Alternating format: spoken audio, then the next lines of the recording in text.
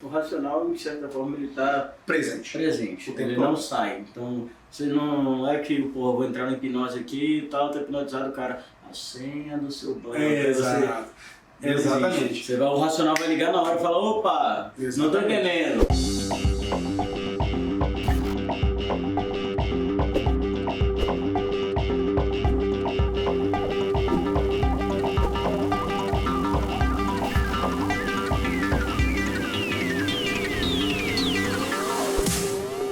Você já pensou se a sua mente funciona da melhor maneira possível, se a sua mente é saudável?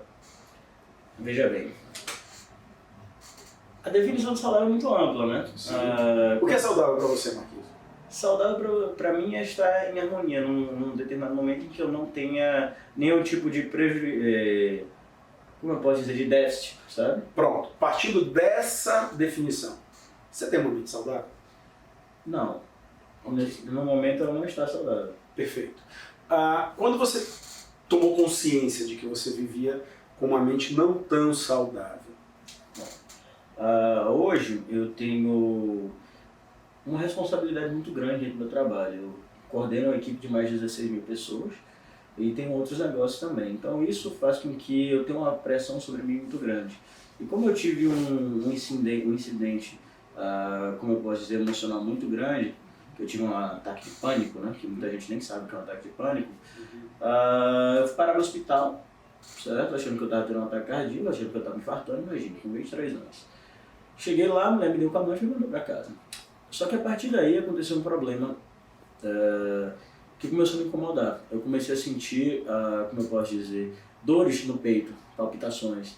Fui no médico, fiz todos os exames possíveis e impossíveis, e ele constatou que eu não tinha nada. Só que, biologicamente falando, medicinamente falando, não sei se essa palavra existe, você entendeu o contexto? Eu não tenho nada. Porém, eu sinto isso. Bacana. Deixa eu te falar uma coisa. O que acontece, Marcos? Hoje, por exemplo, Deepak Chopra, né, ele tem alguns livros escritos e ele fala muito da relação corpo-mente. Não tem mais separação. Antigamente falava assim, corpo e mente. Hoje, o conceito atual é corpo-mente. Então está tudo interligado. Eu vou te fazer uma outra pergunta. Você acha que se tua mente fosse mais saudável, você produziria mais? Com certeza. Ok. Diante desse contexto de mente saudável ou mente não tão saudável, explica para mim quais são as disfunções que você consegue entender hoje que você tem no funcionamento da tua mente. Disfunções? Veja bem, a partir do momento que você tem algo que te incomoda, isso aumenta seu nível de estresse, seu nível de cortisol. Então a gente já começa a entrar na parte realmente biológica do corpo, mexe com hormônios, certo? Então o cortisol alto, na verdade o cérebro da gente ele funciona como interruptor, né? Ou ele está aceso ou ele está apagado. Então quanto maior o nível... O cérebro da gente é binário. Exatamente, binário. Binário de pum! Então o que acontece? Se eu ligo o disjuntor, ou seja, se meu córtex pré-frontal está ativo, ou seja, meu racional está alto, o emocional está baixo. Aí quando a gente fala em carga emocional, a gente está falando de cargas boas e cargas ruins. O cérebro a gente não sabe diferenciar isso. Então quando eu ligo o meu nível de cortisol está alto, ou seja, uma carga emocional está começando a aumentar, você vê que em contrapartida o meu racional está descendo. Como nós seres humanos, o que diferencia a gente dos nossos animais é a nossa capacidade racional de pensar nas coisas, a minha tomada de decisão ela fica... Perfeito. Você sabe que a gente tem a adrenalina e tem o cortisol. O cortisol regula a adrenalina. Né? Ele baixa quando a adrenalina entra, o cortisol entra para baixar, então, o regular a coisa. Dentro desse contexto, Marcos, o que a gente vem trazer? Qual é o nosso objetivo? Bom, primeiro, antes de mais nada, deixa eu me apresentar, né? A gente está falando aqui, está conversando e não está indo para frente. O Marcos você já conhece, então fala aí. Fala comigo, bebês! Como é que vocês estão? Tudo bom? Todo mundo me conhece, não vocês. Mas a gente trouxe aqui hoje um cara muito especial, né? Ninguém me conhece ainda. Meu nome é Sandro Quadros Cabral. Eu estou usando Cabral por um motivo especial, por causa do trabalho que a gente vem fazendo em Portugal. Eu não podia dispensar esse nome, e lá ele é muito forte. E eu trabalho com hipnoterapia. O que é hipnoterapia? A gente vai discorrer um pouquinho no decorrer desse bate-papo e a gente vai buscar formas para ajudar você que está aí do outro lado a entender um pouco sobre esse conceito e também para ver de que forma você pode se ajudar para não passar por isso que o Marquinhos está passando, que é compreender que tem uma mente disfuncional em determinados momentos. Mas o bacana disso tudo é o seguinte, é que hoje o Marcos tem a compreensão de que ele tem algumas questões disfuncionais na mente dele. E esse saber, essa consciência surgiu a partir do momento que Marcos passou por um processo de somatização. Ou seja, como ele disse, uma dor no peito que nenhum médico conseguiu explicar, não tem causa biológica, fisiológica, e sim, tem uma causa mental, ou seja, o pensamento dele está criando todo esse processo disfuncional. E aí ele falou o quê? Do estresse, de ter que gerenciar mais de 16 mil pessoas, ter que dar suporte para essa organização, ter que fazer o trabalho dele. Agora, a pergunta é, trabalho é meio de vida ou é meio de morte? Depende de como você trabalha. No teu caso?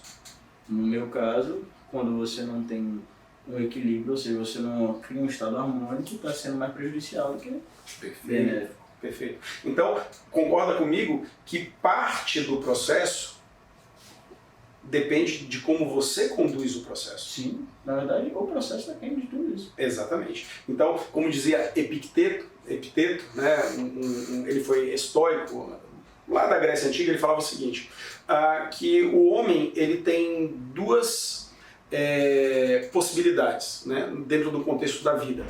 Aquilo que depende dele e aquilo que não depende dele. E que geralmente o homem ele foca no que não depende dele, como uma fuga natural ou como uma maneira, inclusive, de buscar no outro a culpa ou a responsabilidade por algo que não está dando certo. Geralmente isso daqui tira o poder, enfraquece e adoece, inclusive mentalmente. E Epicteto falava mais, ele falava o seguinte, que o homem, para ser feliz, né, o conceito de eudaimonia, que foi um conceito socrático, o homem, para ser feliz, ele precisa focar naquilo que está sob o controle dele. Porque isso daqui dá empoderamento para ele. Então imagina o seguinte, a gente está aqui gravando esse vídeo agora. Nesse exato momento, nós temos controle sobre essa situação. Sim. Nós estamos interagindo e temos total controle sobre essa situação. E nesse exato momento, entra um pensamento na tua cabeça. Qual é o pensamento na tua cabeça? De que nós estamos aqui no Salvador Trade Center, 2 torres, 11 de setembro passou agora, e de que algum maníaco vai jogar um avião aqui. Isso é um pensamento disfuncional. Sim. O que vai acontecer? Você saiu do momento presente e foi para um movimento que não depende de nós. Fatalidades podem acontecer, não podem? Pode? Quer dizer, é meio improvável, mas o terrorista jogar uma torre aqui, vamos derrubar uma torre gêmea de novo e tal. Mas é um pensamento que vai te dominando. Então, geralmente, os pensamentos que dominam a gente, os pensamentos que se tornam disfuncionais, eles estão relacionados a algo que não depende de nós. Então, buscando na base da coisa, se você foca no que depende de você, então depende de mim o quê? Depende de mim cuidar da minha saúde, depende de mim fazer uma boa leitura, depende de mim me comunicar melhor com as pessoas, saber me expressar melhor com as pessoas, depende de mim fazer uma boa alimentação, depende de mim sair para trabalhar cumprindo as minhas metas. Opa, cumprindo meta, depende do outro também. Do outro estar disposto a interagir no teu caso específico de trabalho. Né? Então depende de mim potencializar as minhas chances de cumprir minhas metas. Sim. Tá? Esse é um movimento básico. E por que eu falei sobre isso e sobre Epicteto? Porque dentro dessa lição que ele traz, é fundamental que a gente entenda que o que não depende da gente também não pode nos adoecer. Faz uma análise fria. Hoje, teu nível de estresse, ele está relacionado a coisas que dependem especificamente de você ou a coisas que não dependem de você? Que não depende. Percebe? Sim. Então tudo que depende de você, eu percebo até pelo movimento e pela proximidade que a gente tem, que você está buscando de alguma forma organizar para que fique o quê? Cada vez mais dentro de um controle, de um ambiente que te permita ampliar essas responsabilidades. Sim. Porque a organização do tempo ela é fundamental. Mas o que te traz estresse são situações que não dependem de você. E aí você tem duas opções. Uma, né, o conceito da física, de buscar resiliência para todo esse processo. Ou seja, se não depende de mim, eu vou dar o meu melhor para que isso se processe dentro de um parâmetro que me permita ter uma possibilidade maior de controle do resultado. Uma possibilidade maior de controle do resultado. Ok? Ou, caramba, eu vou me estressar com isso. Eu vou tentar mudar o mundo, eu vou tentar mudar o outro. Vou trazer um exemplo mais forte para você que está aí do outro lado e que você vai buscar nas suas referências aí.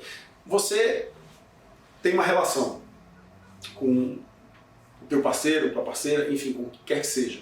Você tem uma relação e nessa relação você tem as suas questões e o teu parceiro, tua parceira tem as questões dele. O problema é que quando você não quer encarar as tuas questões, os teus processos de mudança, você passa a querer mudar o outro. Sim. E aí você projeta para o outro o ser perfeito que você não consegue ser. Por quê? Porque você encarar aquilo que você tem que mudar em você mesmo te traz a possibilidade do fracasso. Então é preferível tentar mudar o outro, porque se fracassar na mudança do outro, é o outro que fracassou, eu vou lá, troco de parceiro. E fico nesse ciclo vicioso de tentar mudar o outro o tempo inteiro, ao invés de tentar se mudar. Porque se você não conseguir se mudar, você vai trocar o quê? Entende? Então, esses processos, que são processos simples, eles acabam se tornando disfuncionais. E eles acabam gerando somatizações, que são acúmulos de energia que geralmente estão relacionados àquilo que você tem que trabalhar, a zona afetiva, né, a zona de se posicionar para o outro, a zona do pensamento, a questão das emoções primárias. O corpo inteiro ele tem regiões que trazem somatizações que estão relacionadas àquilo que você tem que trabalhar. Então, no teu caso específico, você sabe que você tem questões emocionais muito profundas, questões sentimentais muito profundas, que vêm desde um processo de longas datas, que tem bloqueios. Sim. Né? Que te trazem bloqueios dentro do processo. Então você, dentro desse contexto, acaba se tornando uma máquina de trabalho e negligencia aquilo que tem que ser feito aqui dentro. Então você começa, no teu caso não negligencia porque eu sei que você está buscando sempre esse movimento. Né? A questão é buscar o movimento e trabalhar ali dentro. Tá? Mas a máquina de trabalho, né? O cara que sai, que vai para reuniões, que inspira as lideranças, que chibata, o cara da chibata, o cara que chibata a parada, esse cara, de alguma forma, ele está adoecendo cada vez mais aí dentro. Porque quanto mais ele se aproxima, e a gente já fez esse desenho, né? Quanto mais ele se aproxima do chibatador, mais ele se afasta. Sim. A gente tem até uma questão muito importante, né? Se você for botar na ponta do lápis, né? Essa questão que o senhor falou do chibatador, o chibatador, por consequência, ele está dando foco em alguma coisa. Né? Uhum. Só que, como o senhor disse, tem coisas que tem que ser dadas foco. E às vezes o chibatar é uma fuga do que você tem que resolver, sabe? Você tá ali na rua rasgando, botando pra fuder. Então, por exemplo, muitas vezes a gente tem gente que é multimilionária, chega a ser bilionária, mas que a única coisa que o cara tem é dinheiro, porque outras áreas da vida dele, como a relação afetiva com a família e tal, ele deixa de lado porque para ele é mais fácil não resolver aquilo e chibatar e justificar a não resolução daquilo com a chibatação de tá, não, chibatação. Virou velho. Eu chibato, tu chibatas, ele chibata. É bacana. Nós chibatamos, nós chibatais, eles chibatam. Mas é uma coisa realmente muito delicada, tem pouquíssimas pessoas que têm consciência disso, né? Tem gente que nem sabe que é uma somatização, que é uma coisa muito importante. Você até explica esse conceito de somatizar para a pessoa. Somatizar parte do princípio que você está acumulando algo, você está somando algo, você está travando, e aí vamos para a física quântica, né? Nós somos energia, você está travando, você está com nós energéticos no teu corpo que estão relacionados a processos mentais. Então você entra naqueles processos mentais e eles vão ativar. Por exemplo, vou dar um exemplo clássico aqui. Você passou por uma situação de muito estresse. Tem pessoas que quando passam por uma situação de muito estresse desregulam de imediato o intestino. Passam a ter problemas intestinais e enfim. Por quê? Porque somatizaram na região do intestino todas as emoções relacionadas àquele nível de estresse. Isso, de alguma forma, é um processo que passa a ser natural quando a gente sai do contexto de pensamento e a gente não consegue ressignificar. Então a gente começa a acumular no corpo, Marcos. A gente começa a acumular no corpo todos esses movimentos energéticos que acabam por se transformar numa dor. Né? Numa dor, num engordar, Sim. numa perda de cabelo. Muita gente tem até, por exemplo, o nível de estresse que você tem aumenta o nível de retenção líquida também. Sim. Então muita gente começa a ficar inchada, a pessoa não está gorda, ela está retida. Corpulente. Vou te dar um exemplo clássico clínico. Há alguns anos atrás eu atendi uma mulher e essa mulher, aqui ó, te ensinar. Alguns anos atrás eu atendi uma mulher e essa mulher ela engordou muito. Ela engordou muito. Por quê? Porque ela estava aqui. Você silencia. Tá? Ela engordou muito porque ela tinha, há anos antes, ela tinha passado por um processo de traição com o marido e eles tinham, depois desse processo de traição, resolvido ficar juntos. Né? Houve perdão do processo de traição, só que com o passar do tempo, a emoção que estava dentro dela, os sentimentos que estavam dentro dela foram se somatizando. Então ela já olhava para o marido e aquelas cenas mentais da traição, aquele processo todo que ela criou, vinha muito forte. E ela começou a engordar. Por quê? Porque ela não queria que o marido tocasse nela. Então ela criou uma camada de proteção para se tornar desatrativa para o marido. Só que ela fez isso não de forma consciente, ela fez isso de forma inconsciente. Quando ela me procurou na época, ela me procurou para fazer um trabalho de emagrecimento com ela. Ela já estava com um nutricionista, já tinha ido no endocrinologista e procurou um apoio psicológico. E quando a gente chegou na causa da traição, na causa do processo, que foi a traição lá atrás, e que ela viu que aquilo era um processo de defesa dela, ela começou a entrar num processo de ressignificação da relação dela, porque ela não havia perdoado. Então, isso é muito profundo. A gente está falando de uma somatização, ela somatizou de tal forma que ela engordou, na época acho que foram 38 ou 39 quilos que ela tinha mais no corpo, para que o marido não a tocasse.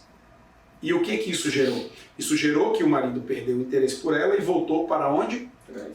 Para a traição. E nesse momento ela sentiu a perda. E aí o que ela quis? Ela quis se cuidar para voltar a trazer o marido para ela. Só que ela não havia perdoado o marido do primeiro evento e dos eventos anteriores que começaram inclusive quando eles eram noivos, antes de casar. Então ela já casou com um histórico. E aquele gatilho dentro do processo do casamento disparou isso tudo. Então, o que acontece? Nesse caso específico, ela passou pelo processo de terapia, acabou que ela encerrou a relação, encerrou o casamento dela, emagreceu bastante, casou com outra pessoa, está super feliz, etc, etc, etc. Por quê? Porque ela não conseguiu desatar o nó daquele movimento de traição. Tá? Ela não conseguiu ou não quis? Não conseguiu. Aquilo foi muito forte, aquilo mexeu com os valores dela. Por quê? Porque dentro da estrutura de crenças dela, casamento era uma coisa sagrada. E entre mexer com uma crença, ou ressignificar aquilo, porque ressignificar o que havia acontecido, ela não conseguia ressignificar, porque na base da relação, ela tinha a crença muito forte de que casamento era uma coisa sagrada. Entende? Então, o casamento dela tinha sido maculado, e por mais que ela nutrisse um sentimento pelo marido, aquele sentimento era menor do que a crença dela. Então ela respeitou a crença e encerrou o casamento. E emagreceu, se cuidou, conheceu outra pessoa que a valorizou, etc, etc. Foi um processo difícil? Foi um processo difícil. Mas isso é um exemplo de somatização. Sim.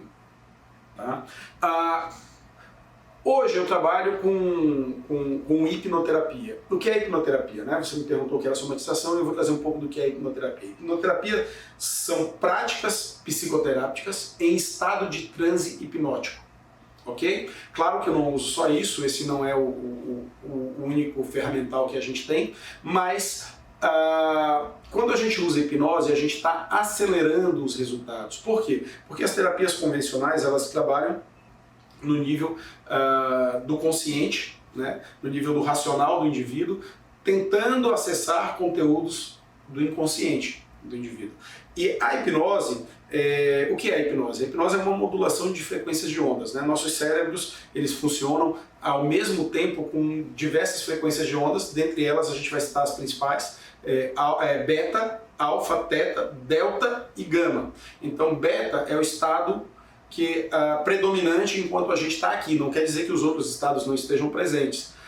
Alfa e teta são estados especiais de consciência, onde a gente tem uma diminuição das ondas e um aumento potencial da energia gerada pelo cérebro e espalhada pelo corpo. Então, por isso esses dois estados aqui são especiais. Delta é sono, é quando a gente está dormindo, então a gente não produz tanta energia, apesar de baixar as frequências. E gama é um estado em que a gente está utilizando o processamento rápido da cabeça da gente, é quando a gente está em níveis de estresse, funcionais ou disfuncionais acelerados. Então, o objetivo da hipnoterapia é levar o sujeito a modular esses dois níveis aqui de frequência, alfa e teta. Por quê? Porque a partir desses dois níveis, ele recebe mais energia, ele baixa o nível crítico dele e ele permite com que o conteúdo inconsciente que possa ser trabalhado surja num diálogo entre o inconsciente e o consciente. E aí a gente tem resultados muito mais rápidos. Tem estudos científicos que falam, por exemplo, que você precisa de 600 sessões para resolver determinados casos usando de psicanálise. Esses mesmos casos você resolveria em 30 sessões usando técnicas cognitivo-comportamentais. Tá? Então, em psicanálise, 38% só desses casos seriam resolvidos. Em técnicas cognitivo-comportamentais, 70 e poucos por cento dos casos. E na hipnoterapia, ou seja, utilizando a hipnose e técnicas complementares das diversas psicologias, você tem até 92% de efetividade em 6 sessões. Então é um tempo muito menor, com um resultado muito maior. Por quê? Porque você faz uma ponte direta entre o consciente e o inconsciente do sujeito, fazendo com que essas duas partes do mesmo ser se comuniquem buscando a solução. Porque, Marquinhos, a solução está sempre dentro da gente. Sim. Ela não está fora. Por mais que você busque dentro de um contexto clínico, informações para se trabalhar, a resposta ela só vem de dentro para fora, porque tem que fazer sentido para você. É aquele momento eureka, pô, é isso que está acontecendo? E aí você consegue ressignificar as coisas e consegue dar prosseguimento, né? Porque quando existe uma somatização, existe um nó que está te travando em algum ponto. Muitas vezes, pelo tamanho da dor, a gente não quer olhar aquele nó, ou pela falta de entendimento e pela falta de consciência, a gente não consegue olhar aquele nó. Ou, pior, muitas vezes a gente tenta dar uma visão racional, apenas racional, para aquilo que precisaria ser olhado de forma emocional, para poder haver a liberação. Então esse é um movimento, e dentro de um contexto de hipnoterapia, a gente consegue fazer com que esse fluir terapêutico aconteça de uma maneira muito mais rápida, de uma maneira muito mais eficaz. Beleza? Acho que eu consegui explicar o que é hipnoterapia, né? Sim. Assim, pergunta. Vamos lá. Pergunta importante. Para quem é a hipnoterapia? Bom, dentro do contexto clínico, eu atendo desde crianças, a partir dos 7 anos de idade, sempre com a presença do responsável, até pessoas mais velhas, né? O máximo que eu já atendi, eu acho que foram pessoas com 82, 83 anos de idade.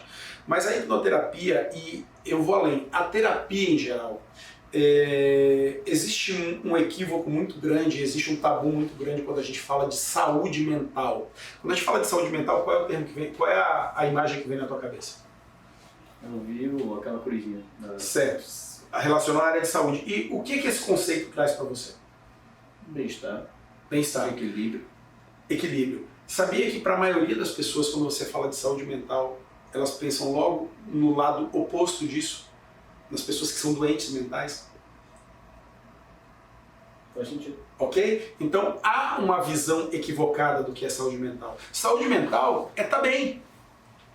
é ter uma parte cognitiva funcional, é ter uma desenvoltura, é dormir bem, é acordar bem, é saber lidar com situações de estresse, é ter resiliência para passar pelas adversidades da vida. Exato. Na verdade, eu tenho uma teoria com relação a isso, né? Vamos lá. Não com relação Um momento teoria, vamos lá. Não a hipnoterapia de maneira geral. Na verdade, eu tenho uma teoria de por que esse tipo de conhecimento é pouco conhecido. E, na minha concepção, é muito simples. A indústria farmacêutica ela é muito forte. Mas forte do tamanho de, tipo assim, ser gigantesca. Ela é maior que a laboratorial, por exemplo.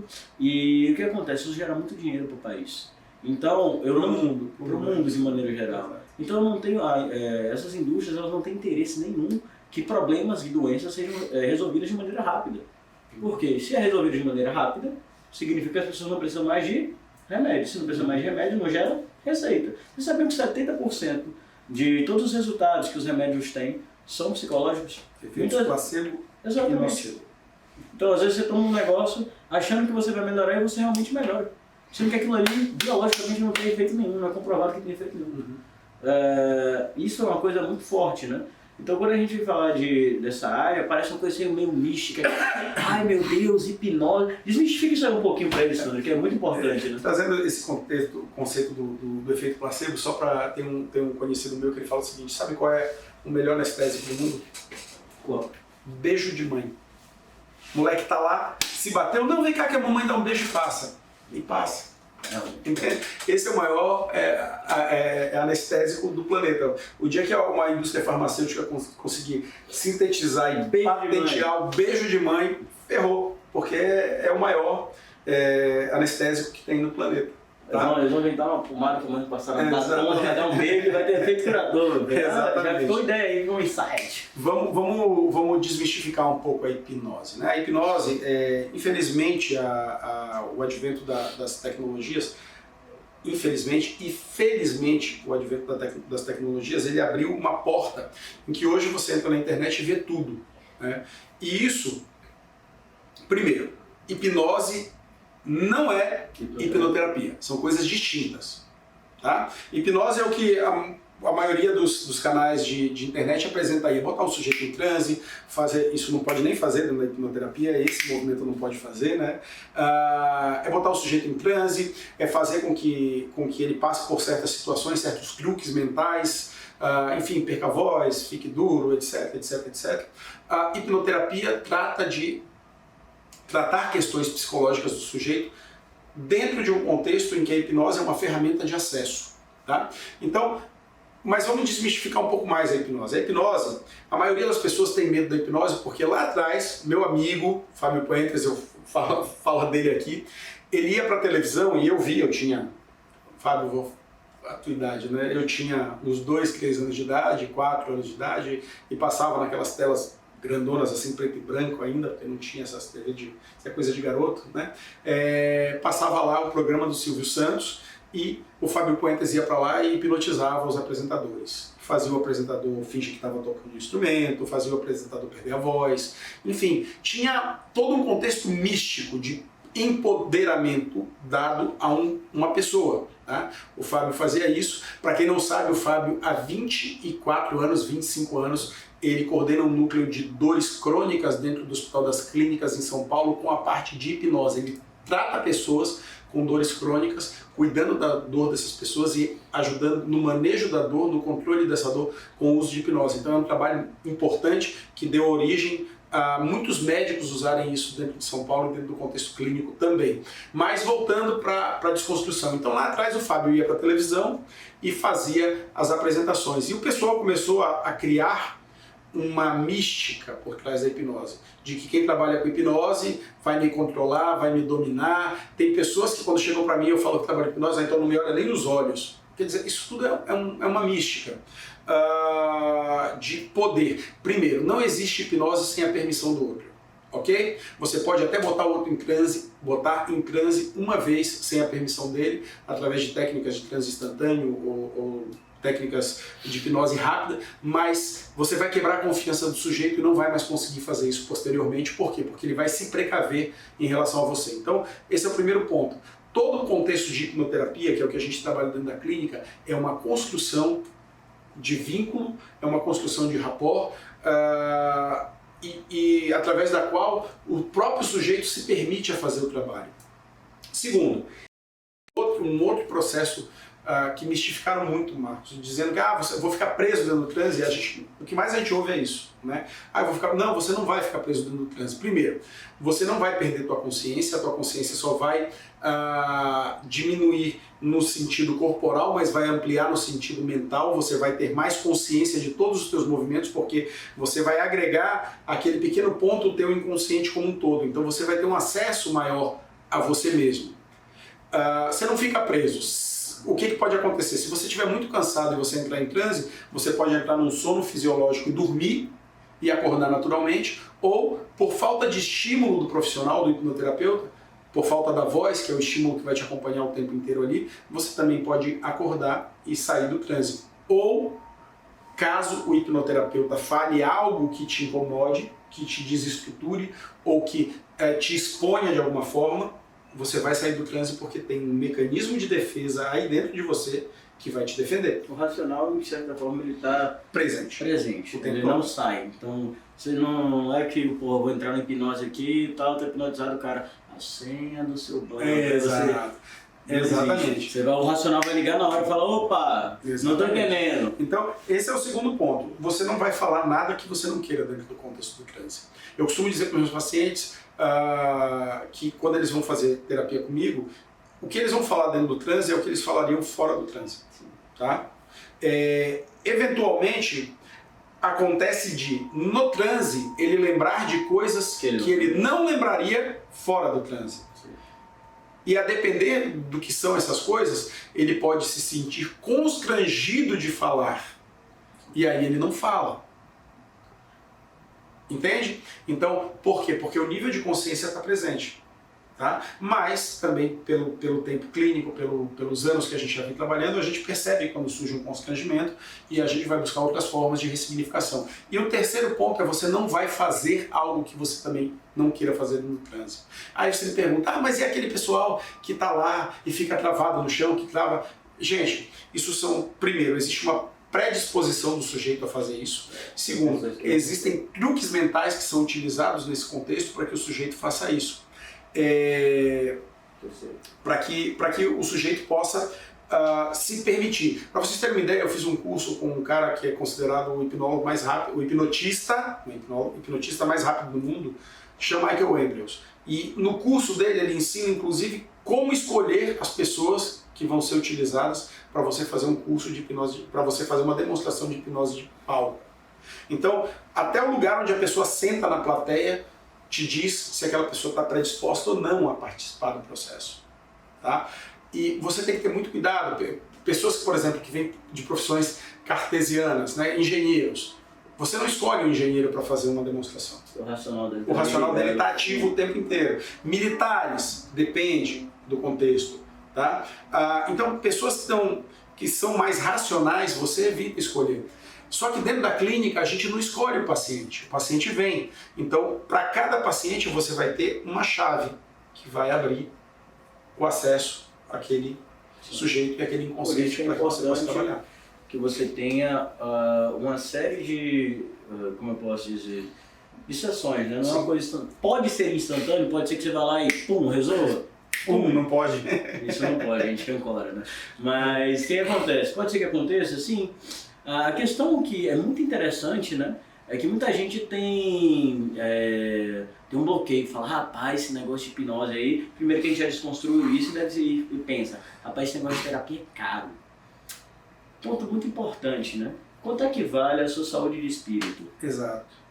Assim, eu costumo dizer, Marcos, e isso é muito bacana, porque eu pego muitos pacientes que vêm de outros terapeutas e que estão há anos fazendo terapia. Não, eu tenho casos que eu conheço, assim, da pessoa aí, toda semana pra porra da terapia. Só que ela vai tanto pra terapia que ela não tá nem mais buscando mais resolver, ela quer conversar. Sim. Ela vai lá pra trocar ideia, fica ali. Perdeu o foco do resultado. Então, eu conheço pessoas que vão há anos, e eu atendo pessoas que terapeuta que eu faço isso, que eu falo. E pronto, e você tá indo ali para um trabalho de autoconhecimento, de autodescoberta, etc, etc. Então, cada escola terapêutica, cada abordagem terapêutica, ela tem uma função dentro do contexto. E assim, você pode ir para uma sessão de terapia, por exemplo, para buscar resolver um pânico, uma ansiedade. Tá? Dependendo da linha que você for, tem algumas linhas que vão focar no comportamento, que vão tentar te trabalhar aquele comportamento, desconstruir aquele comportamento para que você possa lidar com aquele comportamento. Tem outras linhas que vão buscar a origem. E essas linhas que vão buscar a origem, elas vão fazer um trabalho mais aprofundado. Não quer dizer que elas não vão ter o resultado. Só que o que acontece? Muitas vezes a intolerância do próprio sujeito à dor de sentir, botar expor aqui, não permite que ele passe pelo processo inteiro. E ele acaba se boicotando, se sabotando e buscando outras formas de terapia que sejam mais rápidas para intervir nesse tipo de processo. Já no outro caso, nas comportamentais aqui, nessas que vão lidar no comportamento, depende muito do sujeito fazer o trabalho. Porque a terapia ela não acontece naquela 1 hora de encontro, ela acontece quando acaba 1 hora de encontro e o sujeito vai botar em prática tudo aquilo que foi regulado ali. E como depende do sujeito, quem é que mais se sabota? O sujeito. Então ele também não tem resultado.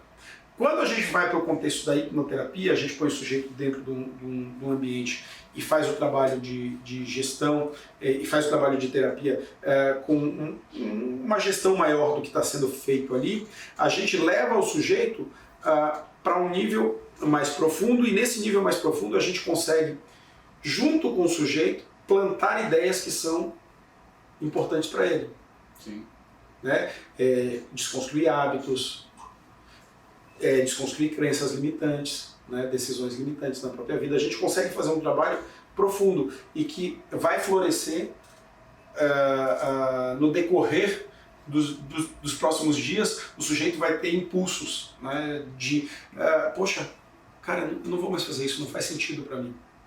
Né? Porque você está plantando no inconsciente do sujeito certas situações e por isso é importante ter uma ética muito grande dentro do trabalho que a gente faz. Sim, porque existe uma posição de fragilidade. O ser humano ele tem a predisposição de comprar coisas como prontas. Tipo assim, deu uma notícia na televisão que falou sujeito a partir de amanhã não vai mais vender gás de cozinha. Né? Aí você ouve isso e não ouve o resto do bairro tal.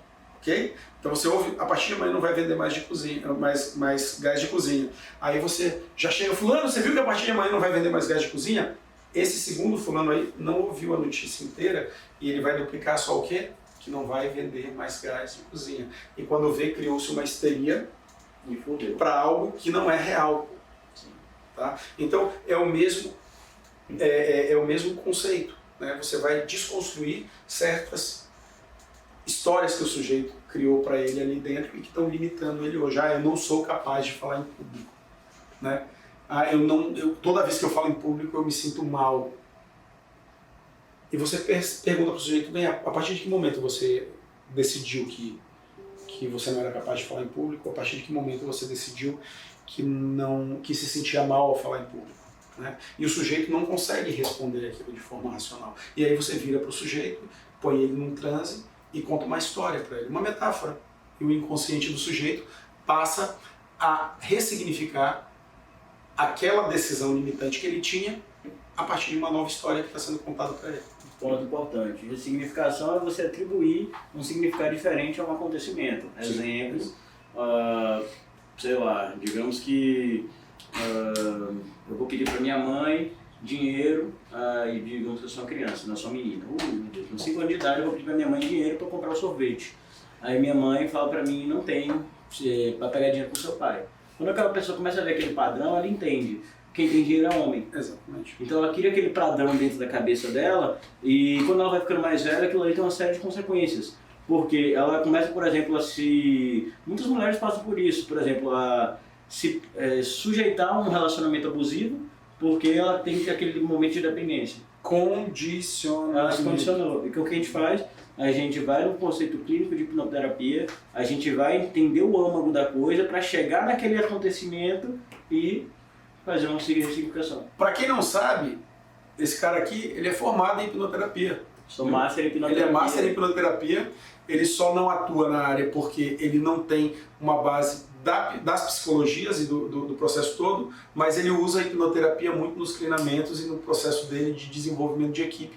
Ou seja, ele pegou a questão da hipnoterapia e fundamentou dentro do trabalho dele de liderança e dentro do trabalho dele de desenvolvimento de organização. Então, o Sacaninha aqui é preparado pra caramba. Aprendi com o pai, né? Por sinal. Pra fazer esse trabalho. Por que eu trouxe Sandro aqui hoje, né? Primeiro, porque eu quero desmistificar essa questão do que é hipnose, certo? Do que é hipnoterapia. Primeiro, que a gente tem que deixar que uma coisa é uma coisa, outra coisa é outra coisa.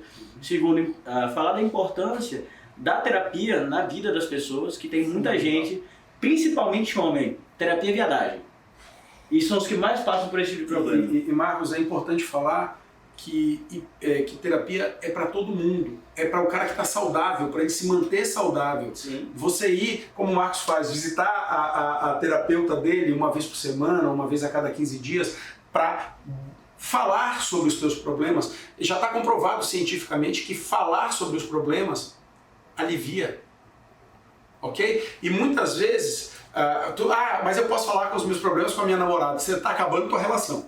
Tá? Você vai acabar com a relação se você falar dos seus problemas. Falar dos seus problemas com uma pessoa que não vai te julgar. Isso. É muito importante. Primeiro que você bota tudo pra fora. E às vezes, você falando, você começa a racionalizar e achar uma busca da solução para aquele problema. Porque o terapeuta ele não vai resolver seu problema. Quem vai resolver é você. E é bacana isso porque as pessoas acham que eu sou um bom ouvinte, pode falar o seu problema. Existem técnicas que são usadas dentro do contexto da oitiva clínica, né, do ouvir clínico, que favorecem esse eco. Ou seja, você fala e você se escuta. Tá? Então é fundamental para você que está aí do outro lado entender que terapia é para quem está são. Quando você adoeceu, você vai precisar de uma intervenção psicoterápica. É diferente, você já vai ali para fazer um trabalho que já está disfuncional. Mas se você fizer terapia de forma preventiva, talvez você nunca tenha que passar por isso. Sim. Isso é uma coisa muito importante porque o cuidado com a saúde, certo? Ele vem crescendo cada vez mais. Antigamente, se você for lá para a era da, como eu posso dizer, medieval, a galera tava foda-se. Então isso foi começando a ficar, como eu posso dizer, crescendo essa responsabilidade. E hoje a gente entende que a terapia é uma questão de saúde. A saúde mental é tão importante quanto a saúde biológica, entenda isso, porque uma interfere diretamente na outra. Corpo e mente, elas estão totalmente correlacionadas. Então o que eu trago aqui pra vocês, né? Primeiro, eu trouxe esse Sandro aqui porque, porra, se a gente vai falar de uma coisa na vida, na verdade eu aprendi uma coisa na minha vida, né? Que foi uma das coisas que me fez sair da faculdade. Calma. Sandro é contra eu estar fora da faculdade. Não, eu acho que ele tem muito potencial para mudar coisas a partir da faculdade. Certo. É diferente, não sou contra. Então o que acontece? Quando eu era mais novo, eu sempre quis ser multimilionário, sempre fui doido da cabeça. E uma das coisas que eu sempre fui lógico é tipo assim, se eu quero aprender alguma coisa, eu tenho que aprender com quem sabe. Eu tava conversando isso até com meu tio hoje é multimilionário, ele é um dos meus espelhos de tipo assim, esse cara é foda. E eu falei com meu tio, ele falou, rapaz, isso realmente faz sentido. Eu falei, meu tio, sabe por que eu saí da faculdade? Quando eu saí, ele me julgou também. Ele falou, rapaz, você é maluco? Só que eu falei, meu tio, se eu quero aprender a ser multimilionário, como é que eu vou aprender com meu professor que não ganha nem 20 mil reais por mês? Me diga aí. Aí ele parou assim, aí falou, rapaz, faz sentido. Tive uma ideia agora, uma epifania. Bora pegar teu tio e mais alguns milionários que a gente conhece, bora montar uma universidade de como se tornar milionário nas diversas áreas da vida. Curti. Curtiu? Curti. Patenteia. Já bota aí. Então, o que a gente faz aqui, né? Por que eu trouxe o Sandro? Porque o Sandro é foda no que ele faz. Ele é chibatador. Quando eu falo que o Sandro é hipnoterapeuta, ele não é apenas hipnoterapeuta, porque a hipnoterapia é uma das ferramentas que ele tem, de diversas que ele tem no conceito clínico. Imagina que ele é um artesão, certo? E ele não tem só o porrete e o negocinho lá, ele tem várias ferramentas. Ele não fica sabendo aquilo ali. Ele tem várias ferramentas que ajudam ele a desenvolver aquele processo de construção, né? Então, o Sandro ele tem um instituto, né? Eu quero que você fale até um pouquinho sobre o instituto para a galera entender um pouco mais sobre isso. Pronto.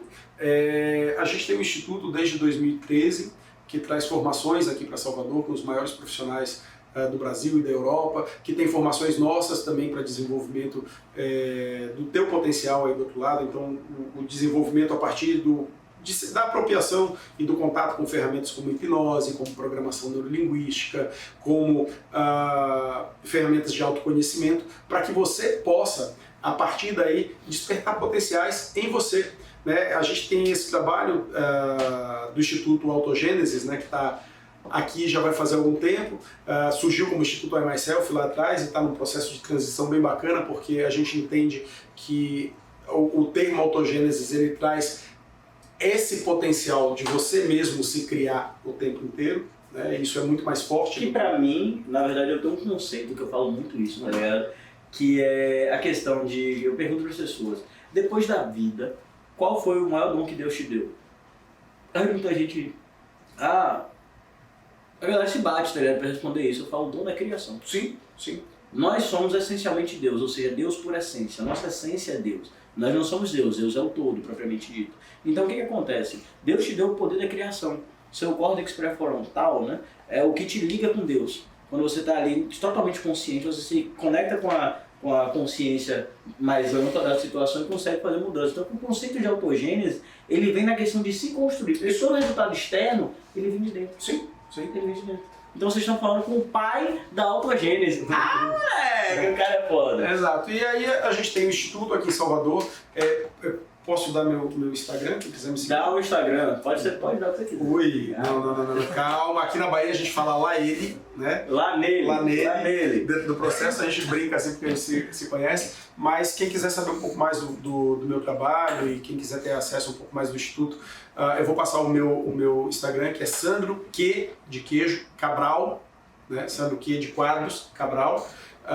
Esse é o Instagram, você pode me adicionar lá. Tem alguns... Vou te marcar. Marca pra galera quem quiser saber mais, quem quiser bater um papo com a gente, quem quiser ir para um workshop, ir para um curso, quem quiser fazer uma consulta. Enfim, a gente está lá para esse movimento, né, inaugurando sede nova aí. Então, assim, eu queria agradecer a você, Marquinhos, pela oportunidade de estar compartilhando esse momento com você, de estar levando para vocês que estão aí do outro lado um pouquinho do trabalho que a gente faz, desmistificando um pouco dessa ferramenta fantástica que é a hipnose. Todos nós trazemos isso de maneira inata, a gente nasce com o poder de entrar em transe, a gente faz isso naturalmente a cada 90 minutos. Todos nós entramos em transe para ajudar a organizar os pensamentos da mesma forma que o sono faz. E assim, agradecer a você e a tua equipe por estar produzindo esse material e a todos vocês que estão aí do outro lado desse vídeo. Eu espero que vocês possam curtir o vídeo, compartilhar o vídeo, falar do que viram para outras pessoas, e se não entenderam alguma coisa, pergunta pro cara lá Fala comigo, nas perguntas dele, ou vai comigo lá, me marca e pergunta para mim, porque a gente vai estar disponível para estar ajudando vocês a manterem uma saúde mental, top. Cara. Desde já, galera, muito obrigado por terem ficado até aqui. Qualquer dúvida, como vocês falaram, fala comigo no direct ou nos comentários, ou vai direto em Sandrinho e pergunta pro cara. Então, que dia mesmo é o treinamento? Fábio Puentes, 18, 19 e 20 de outubro agora de 2019. E fala comigo, bebê! Valeu, meu pai. Tamo junto. Falou, velho.